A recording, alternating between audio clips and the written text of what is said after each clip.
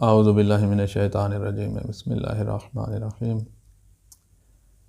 علامہ اربلی رحمۃ اللہ علیہ آج سے کئی صدیاں پہلے زندگی گزار گئے ہیں۔ وہ فرماتے ہیں کہ میں ایک دن بیٹھا ہوا تھا کہ ایک بندہ سامنے آ کے بیٹھا محفل میں، تو وہ تھکا ہوا تھا، تھوڑی اس کو اونگ آئی اور اس کا سر پہ جو اس نے پگڑی باندھ رکھی تھی، امامہ جو تھا، وہ گر پڑا، اور میں نے دیکھا اس کے سر پر زخم کا ایک بڑا زخم کا نشان ہے۔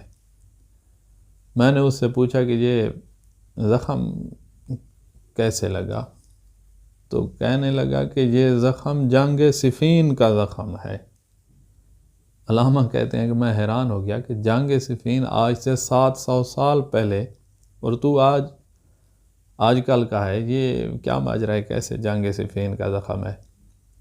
تو کہنے لگا کہ ایک دن میں مصر جا رہا تھا، ساتھ غزہ کا ایک بندہ تھا، غزہ فلسطین میں ہے، تو باتوں میں جنگ صفین کی بات چلنے لگی، اور وہ کہنے لگا کہ اگر میں صفین میں ہوتا تو میں معاویہ کے ساتھ ہو کر علی بن ابی طالب پر تلوار چلاتا، اور یہ مومن تھا، اس نے کہا اگر میں جنگ صفین میں ہوتا تو میں علی کی نصرت کرتے ہوئے معاویہ پر تلوار چلاتا۔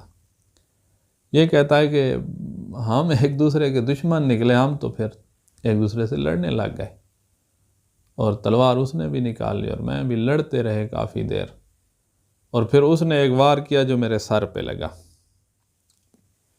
اس کی وجہ سے میں بے ہوش ہو گیا۔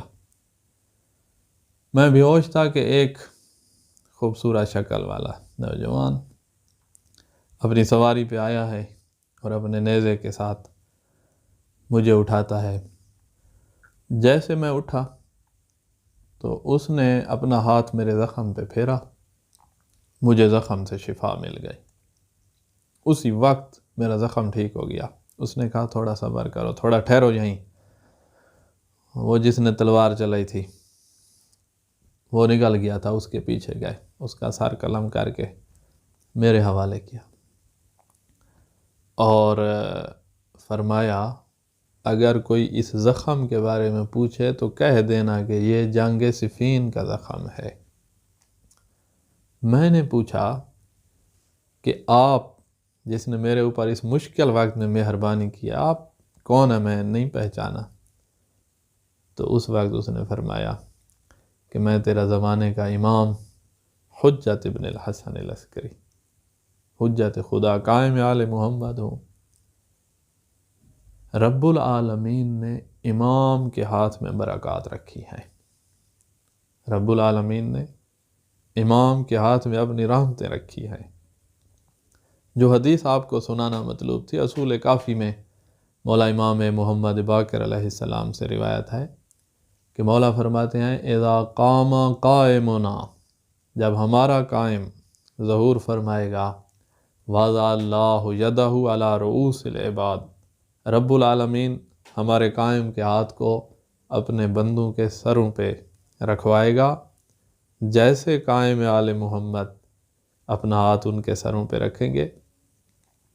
جامع بہا عقولہم، رب العالمین اس ہاتھ کی برکت سے ان لوگوں کے عقل کے لشکر کو جمع کر دے گا۔ عقل کا لشکر یہ ہے کہ عقل اچھائی چاہتا ہے، جہالت برائی چاہتی ہے۔ عقل میں توکل ہے، اور جہالت کی وجہ سے انسان حریص ہو جاتا ہے۔ عقل میں ایمان ہے، اور جہالت کی وجہ سے انسان کافر ہو جاتا ہے۔ عقل میں زہد ہے، اور جہالت کی وجہ سے انسان لالچی بن جاتا ہے۔ عقل میں شکر ہے، اور جہالت کی وجہ سے انسان کفران نعمتیں کر رہا ہوتا ہے۔ عقل میں اللہ کے فیصلے پہ راضی ہونا، یہ صفت ہے، اور جہالت کی وجہ سے انسان اللہ کے فیصلوں پر ناراضگی اور ناراحتی محسوس کر رہا ہوتا ہے۔ تو فرمایا جب ہمارا قائم لوگوں کے سروں پہ ہاتھ پھیرے گا تو رب العالمین ان کے عقل کے لشکر کو عقل کے ساتھ جمع کر دے گا۔ وَقَامُلَتْ بِهِ أَحْلَامُهُمْ، ہمارا قائم جب ان کے سروں پہ ہاتھ رکھے گا تو ان کی سمجھداری کامل ہو جائے گی۔ سمجھدار بندے کے کام سمجھداری والے بہترین کام ہوتے ہیں، اور نہ سمجھ بندہ بنتے کام کو بھی بگاڑ دیتا ہے۔ تو فرمایا جب ہمارا قائم اپنے ساتھیوں، اپنے مددگاروں کے سر پہ ہاتھ رکھے گا تو ان کے عقل کامل ہو جائیں گے، اور ان کامل عقلوں والوں کو بھیجیں گے دنیا کے ہر کونے میں، علم دے کر، حلم دے کر، ایمان دے کر، توکل بر خدا دے کر بھیجیں گے۔ اور یہ عالم ترین بن کے جا رہے ہیں، اپنے زمانے کے دوسروں انسانوں سے زیادہ علم رکھتے ہیں، زیادہ حلم رکھتے ہیں، اعلیٰ صفات کے ساتھ جا رہے ہیں، اور ایک نمونہ عمل بن کے جا رہے ہیں۔ اور فرما دیں گے ساتھ کہ جب کوئی ایسا سوال تم سے کیا جائے، کوئی ایسا مسئلہ پیش آئے جس کا تمہارے پاس جواب نہ ہو، تو اپنے ہاتھ کی ہتھیلی پہ دیکھ لینا، اس سوال اور اس مسئلے کا جواب تمہیں اپنی ہتھیلی پہ مل جائے گا۔ اور امام ایسے کر بھی سکتے ہیں، رب العالمین نے یہ رحمت امام کے ہاتھ میں رکھی ہے۔ جناب عیسیٰ جو صاحب کتاب، صاحب شریعت، نبی بن کے آئے ہیں، لیکن ساری امت کا اتفاق ہے، پوری امت کا اتفاق ہے کہ جناب عیسیٰ جب قائم آل محمد کی مدد کے لیے آئیں گے تو وقت کے امام کے پیچھے نماز پڑھتے ہوئے نظر آئیں گے۔ یہ فضیلت ہے قائم آل محمد کی، جس کے پیچھے جناب عیسیٰ جیسا نبی بھی ان کی امامت میں نماز پڑھتا ہوا نظر آئے گا۔ وہ جناب عیسیٰ قرآن ذکر کرتا ہے کہ فرماتے ہیں انی اخلق لکم من الطین کحیات الطیر فانفخ فیہ فیکون طیرا باذن اللہ، کہ جناب عیسیٰ فرماتے تھے کہ میں تمہارے لیے پرندے کی شکل کا مجسمہ بنا کے اس میں پھونک ماروں تو وہ اللہ کے اذن سے پرندہ بن جائے گا۔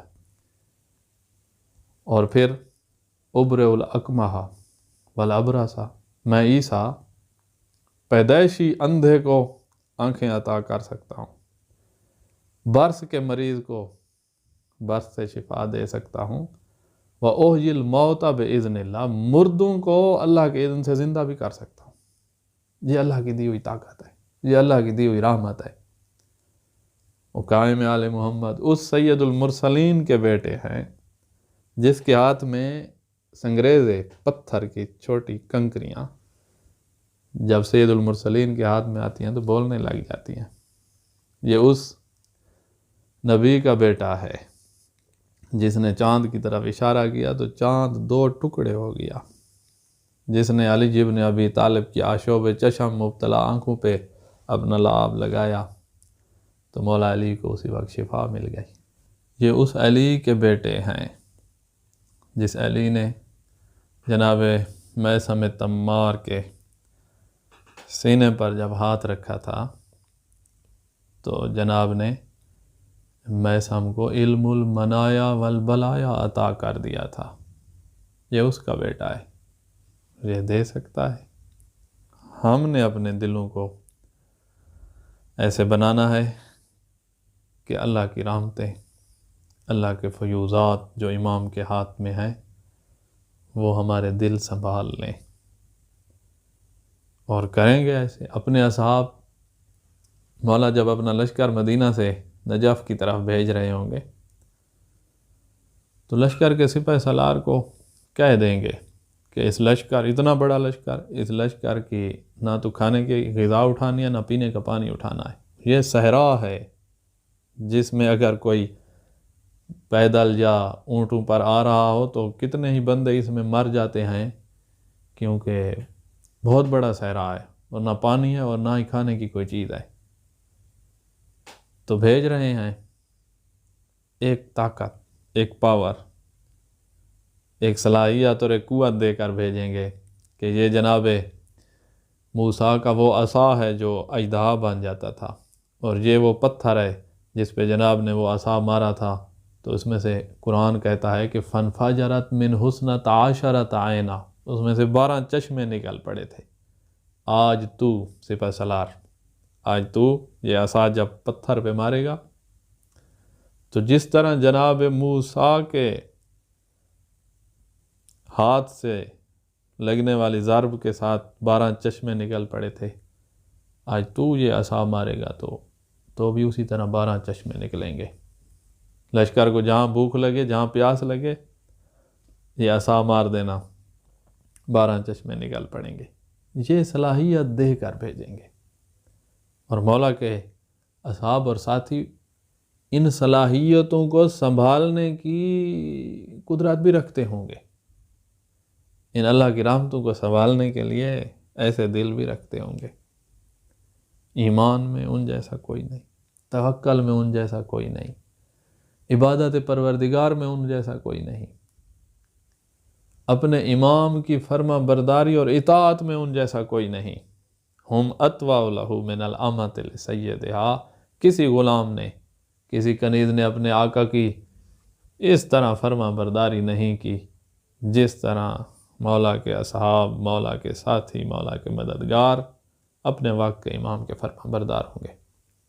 نمونہ بنا کر بھیج رہے ہیں، ان کی صلاحیتیں بڑھا کر پوری دنیا میں پھیلا دیں گے، اور یہ پوری دنیا میں سید المرسلین کا اخلاق بانٹ رہے ہوں گے، دین خدا کے احکام تقسیم کر رہے ہوں گے، بلند اعمال کی طرف، بلند فکری کی طرف دعوت دینے والے بن جائیں گے، ہدایت کے مینار بن کر پوری دنیا میں پھیل جائیں گے۔ وقت کے امام یہ فیوضات دے سکتے ہیں، لیکن مشکل ہماری ہے، ہمارے اندر قبول کرنے کی صلاحیت کم ہے۔ ہم نے اللہ کی نافرمانیوں، گناہوں کے ساتھ اپنے دلوں کو سیاہ کر رکھا ہے۔ دلوں کو نورانی جس نے کر لیا، وہ مزید فیوضات اور رحمتیں اور نور سنبھالنے کے قابل ہو جائے گا۔ پروردگار سے دعا ہے کہ رب العالمین ہمارے امام کے ظہور میں تعجیل فرمائے۔ وآخر دعوانا ان الحمد للہ رب العالمین۔